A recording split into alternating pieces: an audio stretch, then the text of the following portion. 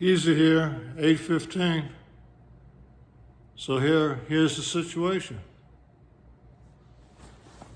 This doesn't work. Why? Why doesn't this work bag work for me? It's tactical and it's a heavy bag. It's set up to carry a gun. It's not set up to do anything else. It's set up to carry a gun. I'm trying to put everyday carry items in here. Phone. Is there a place for a phone in here? No.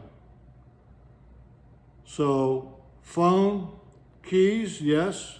Wallet, yes. Knife, yes. Multi-tool, yes. Flashlight, yes. Phone, no. Water bottle, yes. Boo-boo kit, yes. Yes, but it's heavy. It's heavy just by itself. Nothing in it.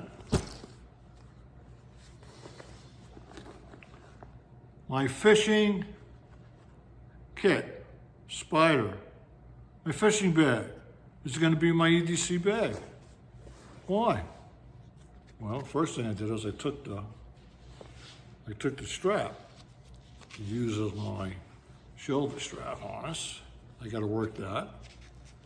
Okay? And I got to work carrying on my hip.